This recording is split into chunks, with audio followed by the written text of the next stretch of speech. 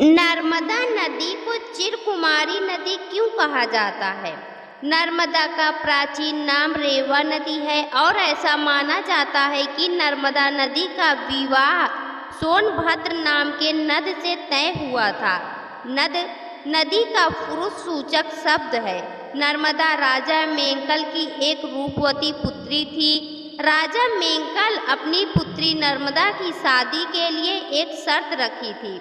उन्होंने एक दुर्लभ फूल लाने के लिए कहा था। जो वह दुर्लभ फूल लेकर आएगा उसका विवाह नर्मदा के साथ किया जाएगा। राजकुमार सोनभद्र वह पुष्प लेकर आए थे। इस तरह राजा मेंकल ने सोनभद्र और नर्मदा का विवाह तय कर दिया। नर्मदा ने राजकुमार सोनभद्र को कभी नहीं देखा था, लेकिन उसके रूप और पराक्रम की चर्चा को सुनकर वह उसे मन ही मन पसंद करने लगी थी और सोनभद्र को अपना पति मान चुकी थी।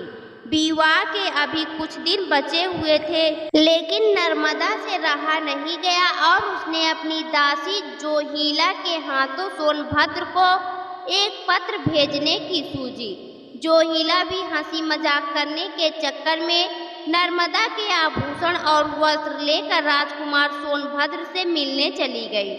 सोनभद्र ने जब जोहिला को देखा तो उन्हें लगा यही नर्मदा है और वह उसके प्यार में पड़ गए। इधर जोहिला की भी नियत बदल गई और वह बिना सच्चाई बताए राजकुमार के प्रेम में पड़ गई।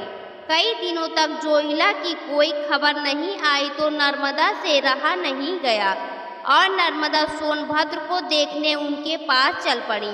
लेकिन जब वहां पर पहुंची तो उन्होंने सोनभद्र और जोहिला को एक साथ हंसी मजाक एवं प्रेम वार्तालाप करते हुए सुना, जिससे उनकी क्रोधाग्नि भड़क गई और उन्होंने अपने आप को ठगा महसूस किया और वह उसी समय उल्टी दिशा पश्चिम की ओर सोनभद्र से दूर चल पड़ी।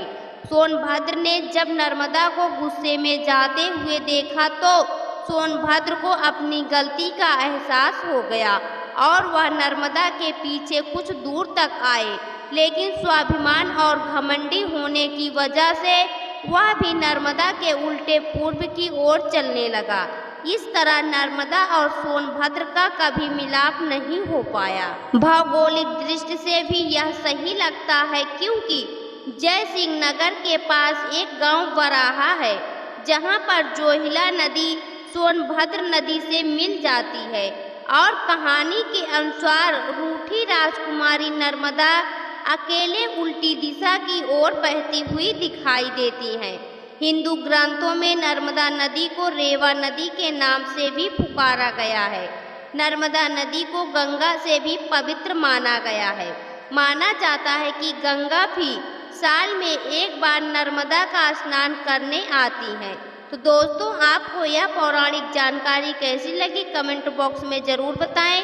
वीडियो को लाइक करें, शेयर करें और हमारे चैनल को सब्सक्राइब करना ना भूलें। वीडियो देखने के लिए आपका बहुत बहुत धन्यवाद।